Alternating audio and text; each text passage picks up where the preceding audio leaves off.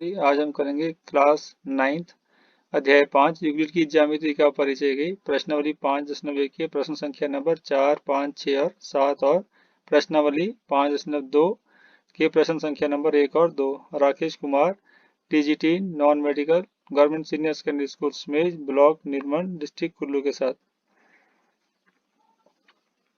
चौथा प्रश्न है, यदि दो बिंदुओं ए और बी के बीच एक बिंदु सी स्थित है कि AC बराबर है BC है, तो सिद्ध कीजिए कि AC बराबर है 1/2 AB है।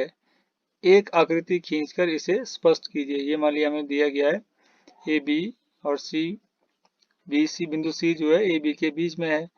दिया है कि C A और B के बीच में स्थित है और AC बराबर है आपका किसके है, BC के।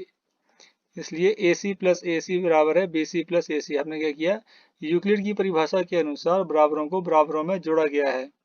AC इस तरह भी जोड़ दिया, AC इस तरह भी जोड़ दिया और AC BC के बराबर है, अर्थात 2 AC बराबर है AB। BC plus AC equal to AB के संपाती हैं, तो AC बराबर है 1/2 AB। इस तरह से ये प्रश्न होगा।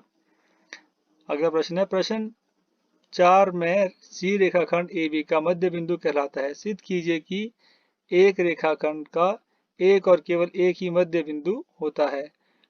हल है इसका, मान लीजिए कि AB के दो मध्य बिंदु C और D हैं, इसलिए यूक्लिड की अभिगृहित चार के अनुसार जब रेखा को बिंदु C पर मोड़ा जाता है तो हम देखते हैं कि भाग BC AC पर अध्यारोपित होता है। जैसे मान लीजिए हमारा ACB था, हमने क्या किया, BC को हमने AC के ऊपर मोड़ दिया तो इसके ऊपर ये अध्यारोपित हो जाएगा।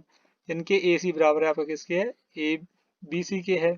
इसी प्रकार D है AB का मध्य बिंदु है, इनके AD बराबर है BD। जब AD को अध्यारोपित करेंगे BD पर तो ये इसके ऊपर पूर्णतः अध्यारोपित हो जाएगा। हमें प्राप्त क्या होता है, AB इक्वल टू AB, क्योंकि देखिए ये क्या है, AB के बराबर तो हमें दिया ही गया है। AB किसके बराबर हो रहा है, AC प्लस BC है एक तरफ, AB क्या है यहाँ पे, AC प्लस BC, और दूसरा क्या है, अगर D मध्य बिंदु तो AD प्लस BD भी हमारा AB के बराबर ही होगा। तो AC प्लस AC बराबर है AD प्लस AD, हमने 1 और 2 का प्रयोग किया है। तो 2 time of AC equal to 2 time of AD, 2 से 2 कैंसिल हो गया, बचा AC बराबर है AD।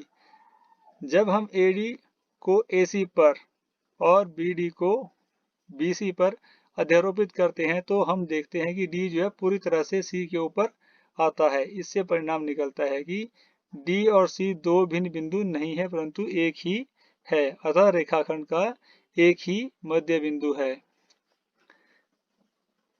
सातवां प्रश्न है, यूक्लिड की अभिगृहितों की सूची में दिया हुआ अभिगृहित 5 एक सर्वव्यापी सत्य क्यों माना जाता है। ध्यान दीजिए कि यह पांचवी अभिधारणा से संबंधित नहीं है। यूक्लिड की अभिगृहित 5 का कथन है कि एक पूर्ण अपने भाग से बड़ा होता है, क्योंकि विश्व के किसी भाग में किसी भी वस्तु के लिए यह सत्य होता है, इसलिए इसे सार्वभौमिक सत्य माना। अब हम करेंगे एक्सरसाइज 5.2 का पहला प्रश्न। आप यूक्लिड की पांचवी अभिधारणा किस प्रकार लिखेंगे ताकि वह सरलता से समझी जा सके।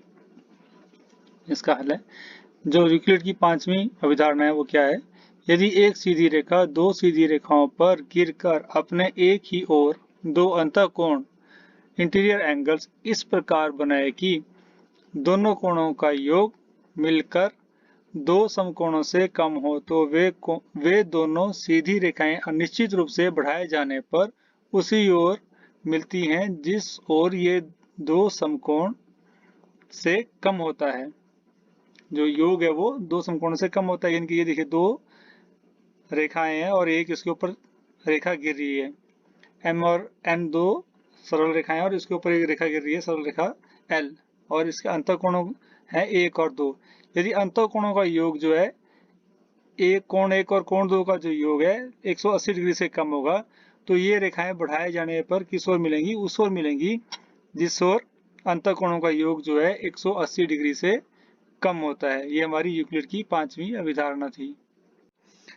दूसरा प्रश्न है, क्या यूक्लिड की पांचवी अभिधारणा से समांतर रेखाओं के अस्तित्व का औचित्य निर्धारित होता है, स्पष्ट कीजिए। तो हाँ, यूक्लिड की पांचवी अभिधारणा समांतर रेखाओं के अस्तित्व का औचित्य निर्धारित करती है, क्योंकि यदि कोई रेखा L दो सरल रेखाओं M और N पर पड़ती हो कि L की एक ओर के अंतःकोणों का योग दो समकोण हो, तो यूक्लिड के पांचवें विपरीत के अनुसार यह रेखा L के इस ओर नहीं मिलेगी। अब आप जानते हैं कि रेखा L की दूसरी ओर के अंतःकोणों का योग भी दो समकोण होगा, अतः दूसरी ओर भी ये नहीं मिलेंगे। अतः रेखाएं M और N कभी भी नहीं मिलेंगे, इसलिए ये समानांतर हैं। इस प्रकार जो है हम इन प्रश्नों को हल करेंगे।